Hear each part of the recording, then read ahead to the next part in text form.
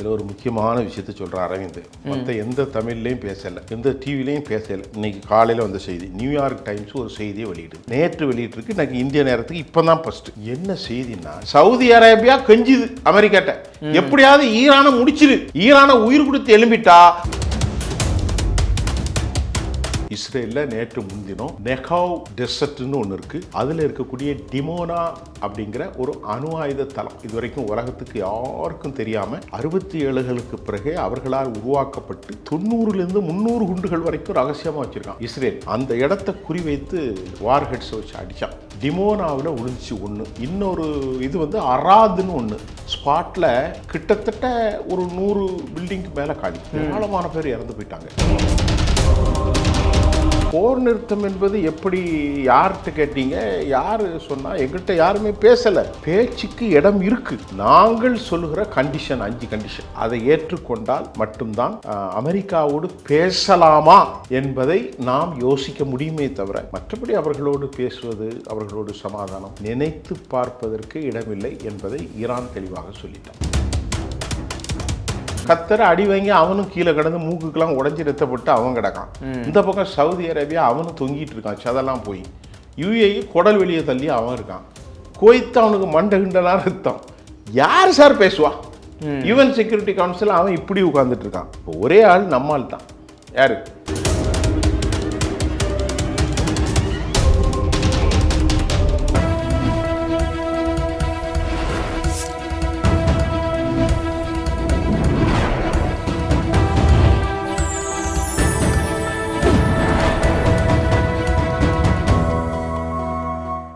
Channel 5 Tamil நேயர்களுக்கு வணக்கம்.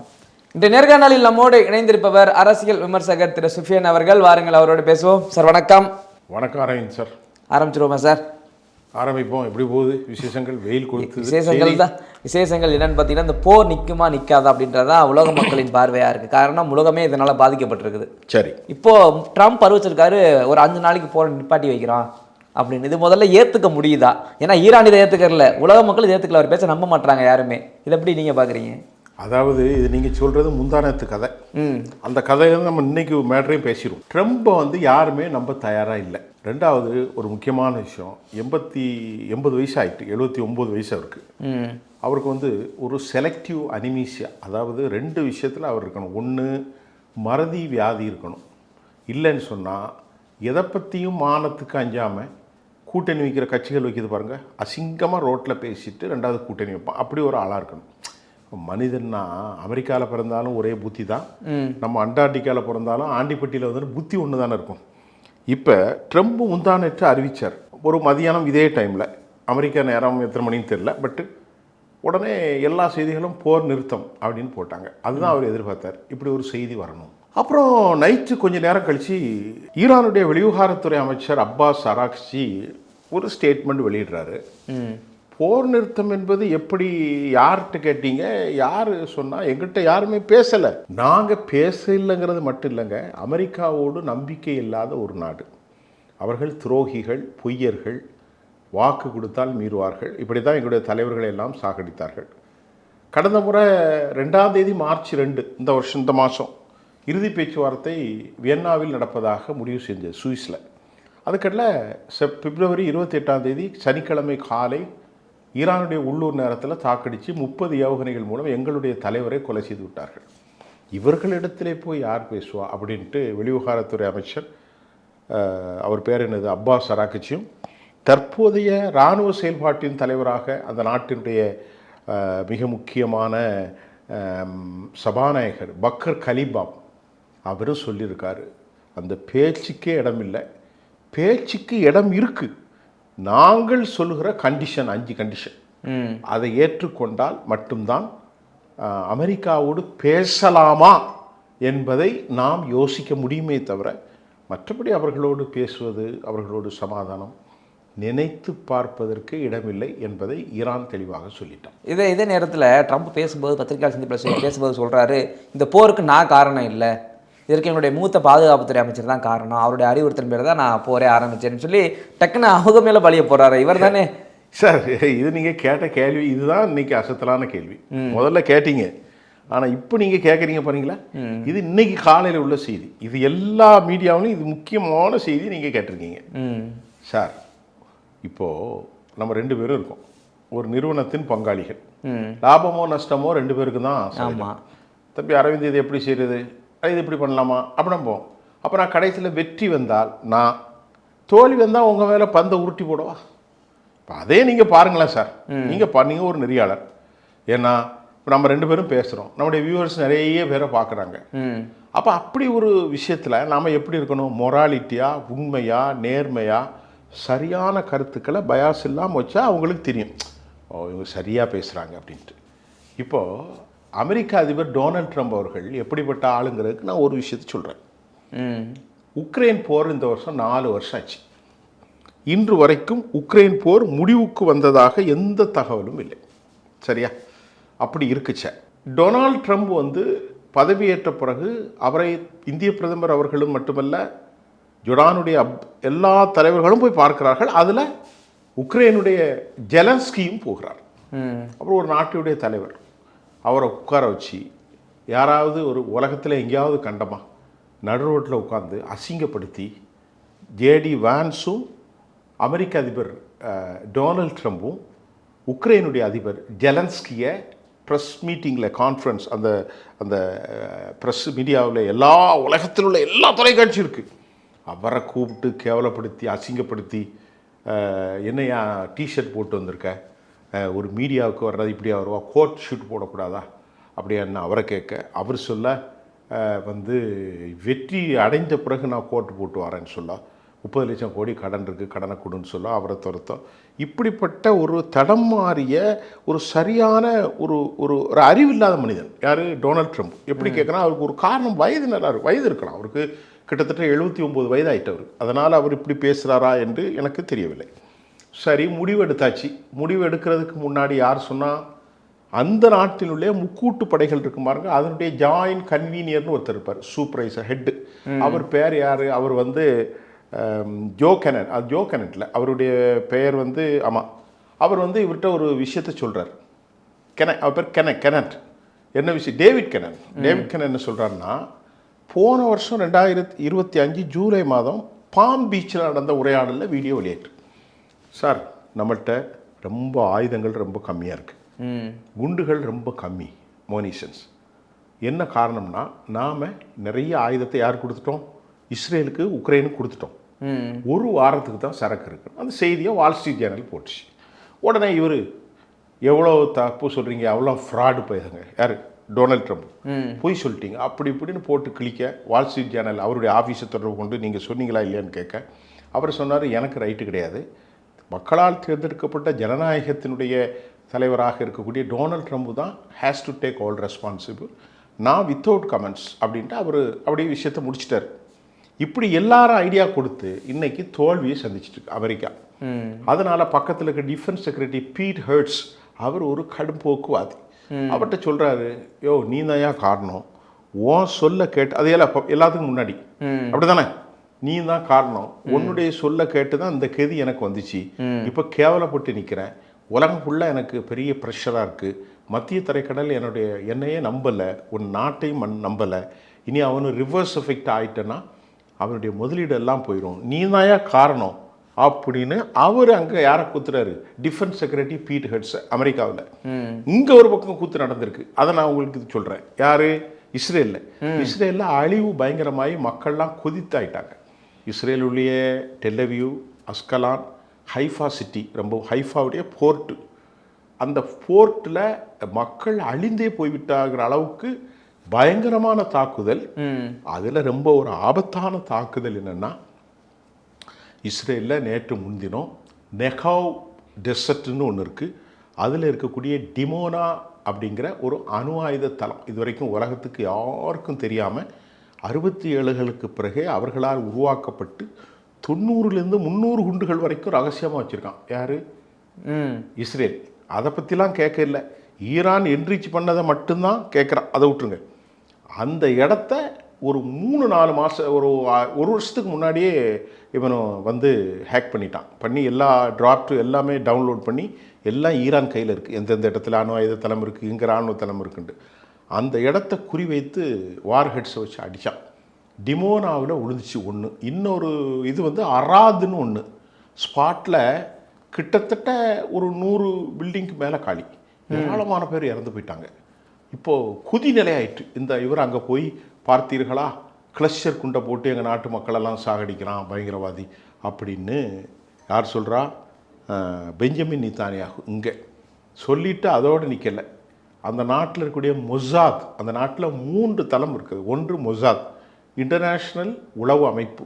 ஆமாம். இரண்டாவது வந்து சின்பெட், அது டொமஸ்டிக், இந்த நாட்டுக்குள்ளே இருக்கக்கூடிய உளவு.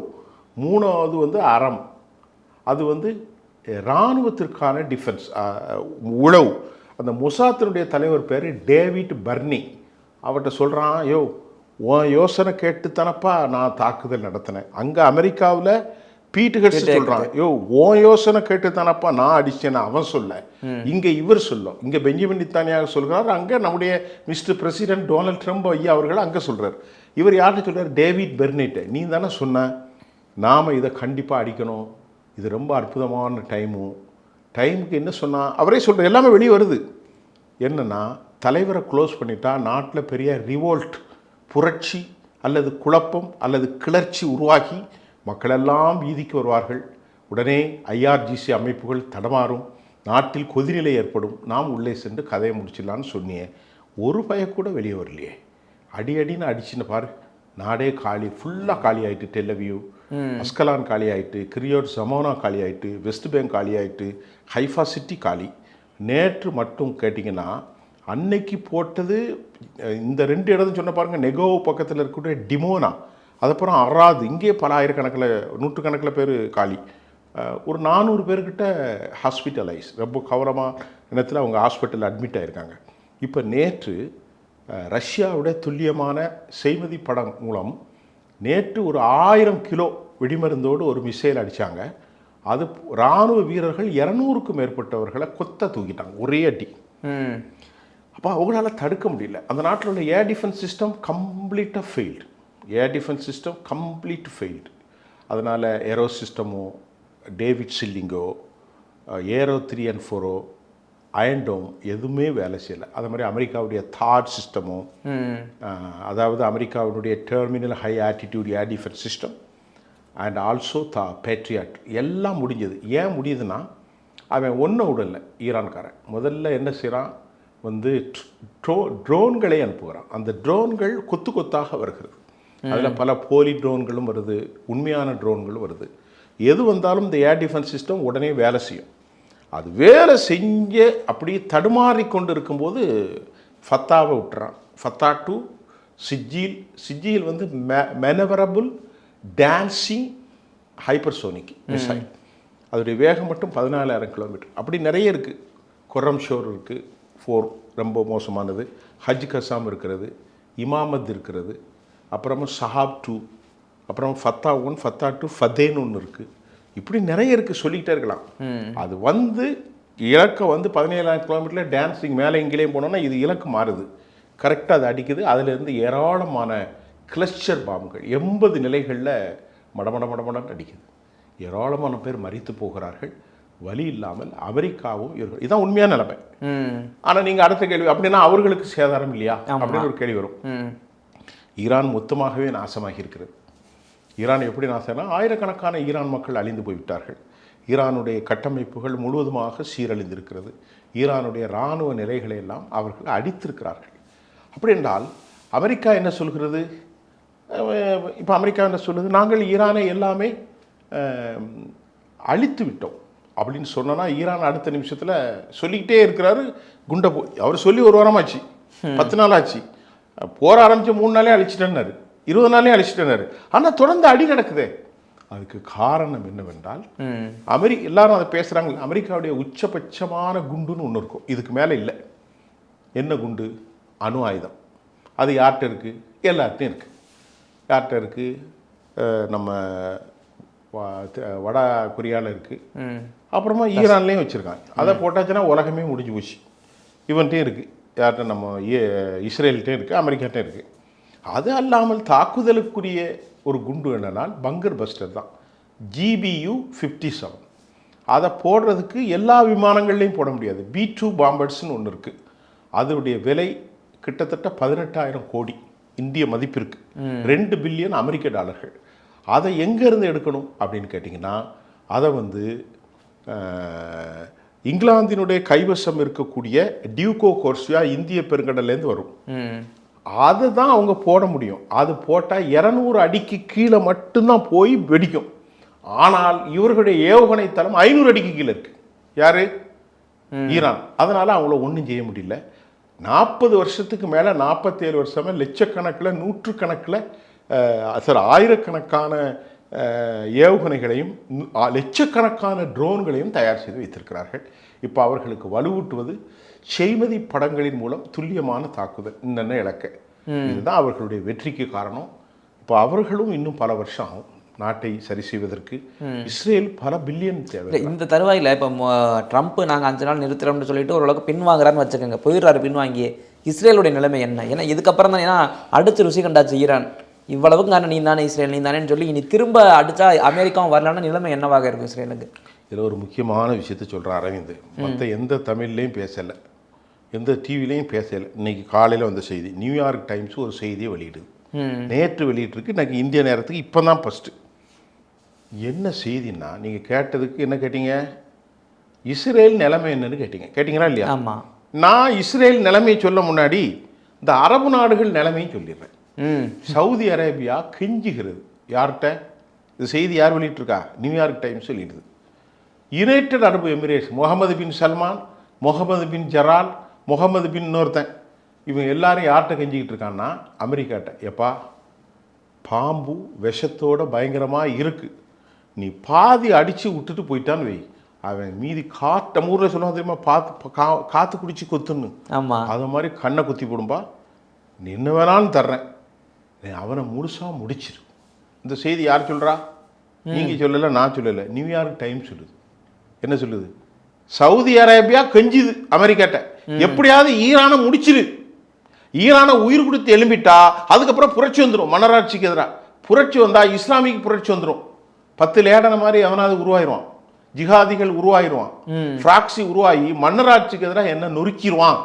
நல்லா இருப்பா, அப்புறம் உனக்கு சிக்கல் எனக்கு சிக்கல், ஈரானை அழிச்சிரு அப்படின்னு சவுதி கெஞ்சுறதாகவும், UAE கெஞ்சுவதாகவும், கத்தர் கெஞ்சுவதாகவும்.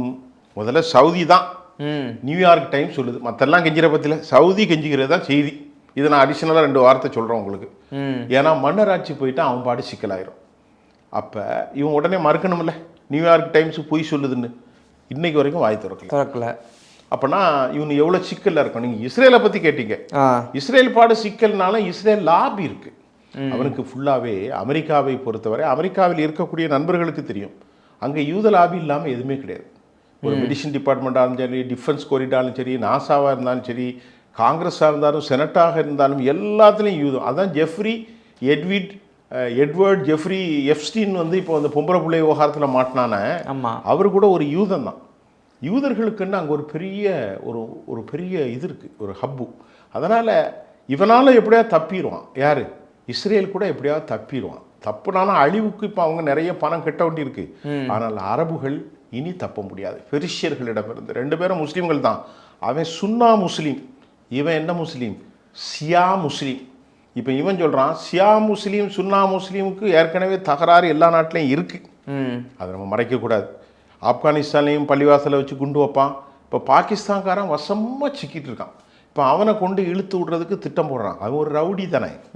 பாகிஸ்தான் வந்து ஒரு பொறுக்கி நாடு, அது வந்து ஒரு மனித சமூகத்திற்கான நாடு கிடையாது.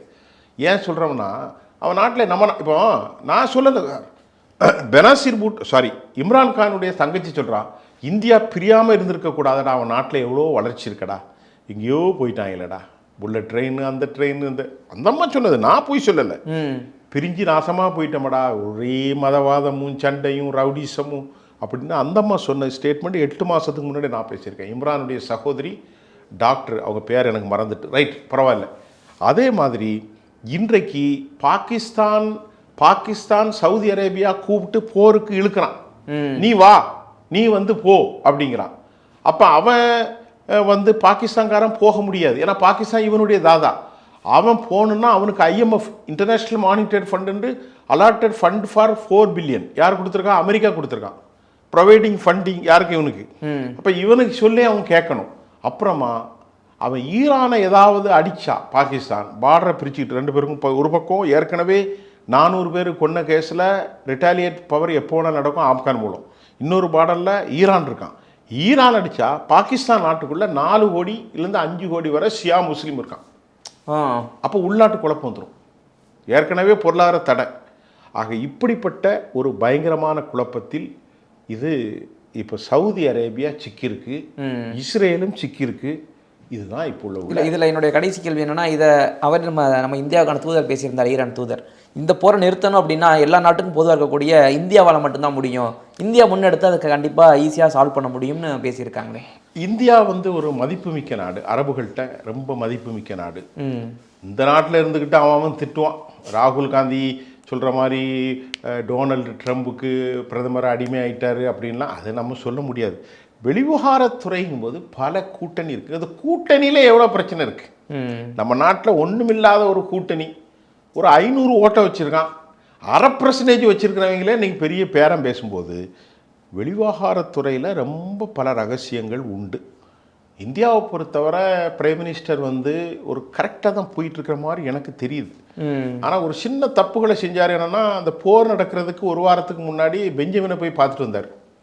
டக்குன்னு இப்போ ரமலானுக்கு வாழ்த்துட்டார். யாருக்கு? ஈரானுக்கு. ஈரான் இந்தியா ஒரு பெரிய கோபமாக நினைக்க மாட்டாங்க. ஏன்னா அது பாரம்பரியமான உறவுகள். நம்ம 2018க்கு முன்னாடி நம்ம 12% இம்போர்ட் பண்ணிட்டு இருந்த ஈரான்ட்டு தான். அதே மாதிரி காங்கிரஸ் காலத்தில் பைப்லைன் போட்டு தரேன்னு சொன்னது ஈரான் தான். 45 ரூபாய் உங்கள் இந்தியா பணத்தை கொடுங்க, மீதி 55 ரூபாய் என் நாட்டுக்குள்ளே வந்து ரயில்வே சாலெல்லாம் போடுங்கன்னு அந்த அளவுக்கு ஈரானுக்கும் இந்தியாவுக்கும் பெர்ஷியனுக்கும் நல்ல ஒரு உறவு உண்டு. ரொம்ப டாப் மோஸ்ட் உறவு. மற்ற நாடுகளும் முஸ்லீம் இந்த இவனை தவிர பாகிஸ்தானை தவிர இப்போ ஆப்கான் இருக்காங்களா, ஆப்கான் நம்முடைய மிக நேசமான நட்பு. நம்ம 400 பேருக்கு நம்மளே கொடுத்து வச்சுருக்கோம். சவுதி அரேபியா, யுனைடெட் அரபு எமிரேட்ஸு எல்லா நாடுகளுமே இந்தியாவுடைய நண்பர்கள். நாமளும் வந்து அதை ஒரு ஹாட்ஸாக நம்ம நினைக்க மாட்டோம். ஆனால் இந்த பிரச்சனையில் இந்தியாவுக்கு ரொம்ப ஒரு மரியாதை வந்துடுச்சு. நம்ம நாட்டுடைய தலைவர்கள் போய் இன்வால்வ் ஒரு ரீகன்சிலியேஷன் ப்ராசஸ் வந்து அவங்க ஒரு சமாதானத்தை, ஒரு ஆமிக்கபிள் செட்டில்மெண்ட், ஒரு சீஸ் ஃபயருக்கு இவங்க முயற்சி செய்தால் இந்தியாவுடைய மதிப்பு ரொம்ப வானலாவிய அளவில் போகும். இப்போ என்ன தெரியுமா சார், யார்கிட்ட பேசுகிறது சார்? இப்போ நிலைமை அமெரிக்காவுக்கு என்ன சிக்கல் தெரியுமா? தெரியாதனமாக பெரியவரை அடித்து சாப்பிடிச்சிட்டாங்க. யாரை? அந்த வயசானவரை, காமெனி. அவர் வந்து ஒரு 86 வயசு. அவர் சொன்னார், இஸ்லாமிக் ஃபத்துவாவை கொண்டு கொடுத்தார் 2008. அணு ஆயுதம் தயாரிக்கிறது ஹராம், பொதுமக்களை கொள்றதுக்கு இஸ்லாம் அலவுடு கிடையாது, இவனு ஃபுல்லாக பயங்கரவாதிகள் கொண்டுகிட்டு இருக்கான், அதனால் நீங்கள் வந்து பாம் செஞ்சனா மக்கள் தான் செத்து போயிடுவாங்க. அவர் ஃபத்துவா கொடுத்து வச்சுருந்தார். அவரை பாவம் போட்டு தள்ளிட்டாங்க. நல்ல அறிவாளி, பிஹெச்டி. யார்? நம்ம அலிலா அரிஜானி, எக்கனாமிக்ஸ்ட்டு, பெரிய மேத்தமெட்டிக்ஸ். அவரையும் போட்டு தாளிச்சிட்டாங்க. இப்போ யார்கிட்ட போய் நீங்கள் சமாதானம் பேசுவீங்க? சமாதானம் பேசுகிறதுக்கு அமெரிக்கா வாதி, பிரதிவாதி இவன். அப்படி இருக்கும்போது ஒரு மத்திய நிலையில் இருக்கக்கூடிய ஒருத்தன் வேணும்ல. ஒருத்தன் தாவாவுக்கு உள்பட்டவன் 2 பேரும் வந்து நிற்கிறான், எனக்கு நியாயம் வேணும். அமெரிக்கா வந்து அவனுக்கு எல்லா தார்மீக உரிமையும் இழந்துட்டான். இப்போ அவனுக்கு சப்போர்ட்டாக பேசுகிறதுக்கு அவன் நாட்டில் இருக்கக்கூடிய யாரும் இல்லை. சரி, யூரோப் யூனியன் வரும்னு பார்த்தா யூரோப் யூனியனில் லண்டனோ அல்லது ஜெர்மனோ அல்லது பிரான்ஸோ இத்தாலியோ ஸ்பெயினோ சுவிஸோ யாருமே வரல. நீ பெரிய தப்புன்ட்டான். இன்னைக்கு ஜெர்மனுடைய அதிபர் என்ன சொல்லியிருக்கான்? சட்ட மீறலுங்க. யார? அமெரிக்காவை. நீ செஞ்சது இட் இஸ் இல்லெஜிட்டிமேட் ஆக்டிவிட்டீஸ், ஒரு சட்ட விரோதமான நடவடிக்கை. இது இது சொல்கிறான். நம்மளுக்கு ஒரு மாரல் கோடு இருக்குங்கிறான். அமெரிக்கா வந்து மாரல் கோடு கிடையாது, அவன் என்ன வேணாலும் செய்வான், அதை எதிர்கொண்டு தான் ஆகணும் அப்படின்னு அந்த நாட்டு மக்களுக்கு ஜெர்மன் சொல்லிட்டான். இப்போ இவனு சொல்லிட்டான், நம்ம பேர் என்னது, லண்டன்னு சொல்லிட்டான். டியூகோ கோர்சியாவும் பயன்படுத்தாத, சைப்ரஸையும் பயன்படுத்தாதுன்னு சொல்லிட்டான். ஸ்பெயின் நீ மோசமான ஆளுன்னு சொல்லிட்டான். இம்மானுவேல் மேக்ரான் ஸ்பெயினுக்கு சப்போர்ட்டு. இப்போ அவன் இங்கேயும் போய் கேட்க முடியாது, யார்கிட்டையும் கேட்க முடியாது. அமெரிக்காவினுடைய இராணுவ தலைமையோ, அமெரிக்காவுடைய மிஸ்டர் பிரசிடெண்ட்டோ, வெள்ளை மாளிகையோ, யூரோப்பியனோ அணுக முடியாது. சரி, அவர்களுக்கு ஆதரவாக பேசியிருக்கக்கூடிய கத்தர் அடி வாங்கி அவனும் கீழே கிடந்து மூக்குக்கெல்லாம் உடஞ்சி ரத்தப்பட்டு அவன் கிடக்கான். இந்த பக்கம் சவுதி அரேபியா அவனும் தொங்கிட்டு இருக்கான், சதெல்லாம் போய். யுஏஇ குடல் வெளியே தள்ளி அவன் இருக்கான். குவைத்து அவனுக்கு மண்டை கிண்டலாம் ரத்தம். யார் சார் பேசுவா? யுஎன் செக்யூரிட்டி கவுன்சில் அவன் இப்படி உட்கார்ந்துட்டு இருக்கான். இப்போ ஒரே ஆள் நம்மால் தான். யார்? நம்ம ஐயா மோடி போய் எவனையாவது கூட்டுக்கிட்டு இந்த புட்டினை பிடிச்சி, இல்லைன்னா நான் சொல்கிறது இப்போ ஒரு நம்முடைய பாஷை ஆனால் தான் உண்மை. புட்டின்னு ஹோனை போட்டு ஜிங் பியானை கூப்பிட்டு என்ன உட்கார வச்சு பேசினா இது நம்ம உலக நாடுகளுக்கு பெரிய விஷயம். இது நடக்கலை, யார் நடத்த போகிறான்னு தெரியல, இது நடந்தே ஆகணும். ஒரே ஒரு விஷயத்த சொல்லிடுறேன், 5 நாள் ஏன் சார் தடை அப்படின்னு நீங்கள் கேட்டிங்கன்னா, ஒரு முக்கியமான விவகாரம் வெளியானது. அது எங்கே உள்ள நிறைய செய்தி படிக்கிறோம், மறந்துடும், சரி பரவாயில்ல. ஹீலியம் வாயு வந்து ரொம்ப முக்கியம். ஹீலியம் நீங்கள் பயந்துருப்பீங்க. அதுதான் நம்ம நாட்டில் நீங்கள் மெட்ராஸ், மும்பை எல்லா நாடுகள்லையும் இப்போ வந்து ஸ்கேன் சென்டரில் அதிகமாக பயன்படுத்துகிறது. ஸ்கேனிங் வந்து உங்களுக்கு தெரியும் உடல் உபாதைகளுக்கு. இந்த ஹீலியம் வாயு இல்லைன்னா ஸ்கேன் வேலை பண்ணாது. அதனால் ஒரு 5 கிட்டத்தட்ட 200 கண்டெய்னருக்கு மேலே அந்த ஹீலியன் வாயுகள் அங்கேருந்து வர்றதா இருந்துச்சு. எங்கேருந்து? கத்தர்லேருந்து. இந்த சிஎன்ஜி இருக்குது பாருங்கள், இயற்கை வாயுகள், இதெல்லாம் உலகத்தில் 90% சப்ளை பண்ணக்கூடிய முக்கியமான இடம் கத்தர் தான். இப்போ கத்தரும் போருக்குள் உள்ளானதால் இந்த 5 நாள் லிமிட் கொடுத்ததை இதை கடத்துறதுக்கு தான். அவன் உஷாராயிட்டான். யார்? ஈரான். நானே அழிஞ்சு கிடக்கேன், உனக்கு ஹீலியன் எடுத்தான்னா நீ வந்து ஸ்கேன் பண்ணால் நாசமாக போனால் என்ன அப்படின்னு அவன் விட்டுருக்கான். இதுதான் அந்த 5 நாள் விவகாரம். இப்போ இந்த போர் நின்றாலும் இதனுடைய நார்மலைசேஷன் ஆகிறதுக்கு கிட்டத்தட்ட it's tax more then 6 months. அது வரைக்கும் கஷ்டம்தான். சென்னையில் பார்க்குறோம், பல டீ கடைகளை மூடிட்டாங்க. ஆமாம், நம்ம பிரைம் மினிஸ்டர் கூட சொல்லியிருக்காரு, கொரோனா மாதிரி மற்றொரு நிலை வந்தாலும் ஆச்சரியப்படுவதற்கு இல்லை. இதுதான் தற்போதைய இன்னைக்கு காலை செய்திகள். ஓகே சார், சிறப்பு. தொடர்ந்து பேசுவோம். நன்றி. நன்றி அரவிந்த்.